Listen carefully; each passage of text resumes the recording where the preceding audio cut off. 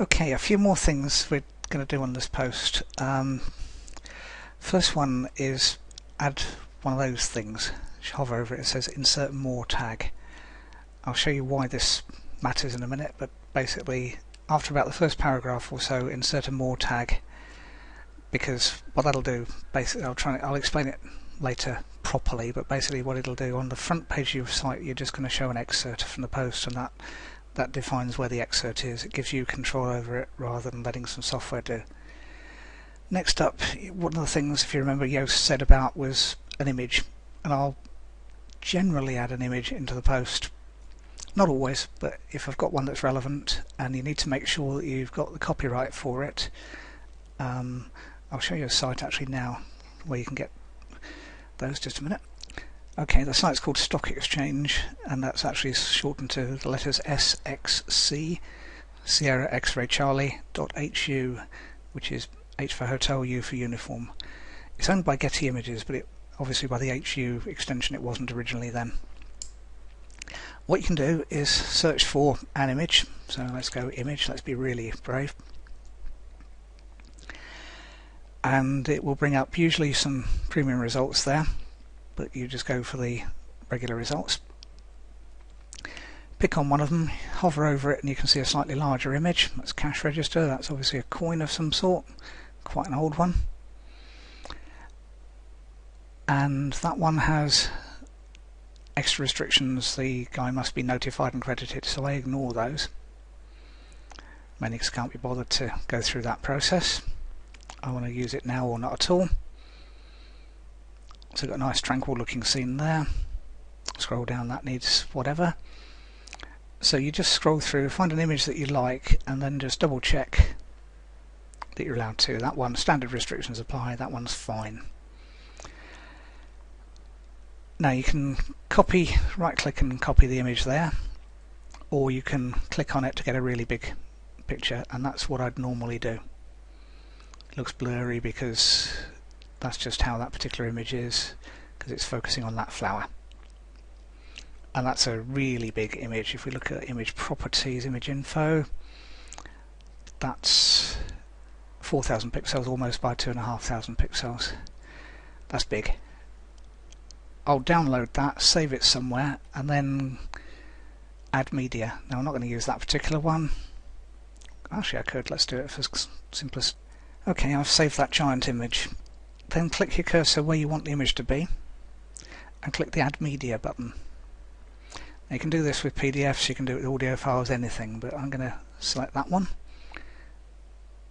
You can either click Select Files or you can do Upload Files. It'll bring up the same window somewhere.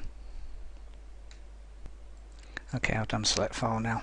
And here are some I've saved earlier, including that particular one, so let's just find it. Just bear with me. That one, click it, and it will upload. You can see the progress, it's quite fast because I'm on fast broadband. And what it will then do, it'll give it a title. Because I'm going lorem ipsum as my SEO'd word, I gave it that name. And what I'll do is change that so it's got spaces in it. Click in the Alt box and add image, if I can spell.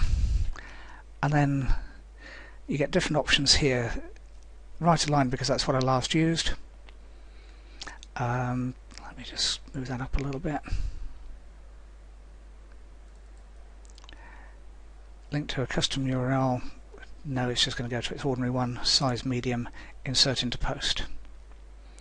It'll put it there, and then if you hover over or click on the image you'll find two things. One gets rid of it, don't click on that because you have to go through the whole process again. Edit image, and that brings up an editing box. There you can see the alt text to put in, link URL, link to image. So what that'll do, it's got a small image in the post and a larger one that it links to. That's good for SEO purposes, it works nicely. And then click across to advanced settings. I'll tend to put a border of 5 pixels around it. You can see Firefox has remembered that for me. And that link I've just told it to do, open in a new window and update. open a new window just means if someone actually clicks on the image, it doesn't take them away from that post, it just opens a new tab in their browser. And if we then go down to page analysis again, you'll see that it's now said you've got an image. So that's useful. Then remember to update, otherwise WordPress doesn't always tell you to, and then whatever work you did is all in vain. These other things over here, you can, if you click publish and didn't want to, you can change it to pending review or draft. Visibility defaults to public, but if you want that post to be completely private or password protected, you can do those.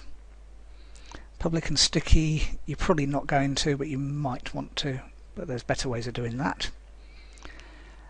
And then scheduling, if you want to change the date of the post, you can change the date in there.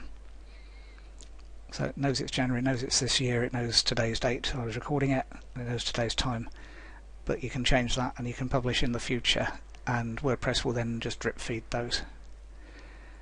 Formatting, don't do very much about.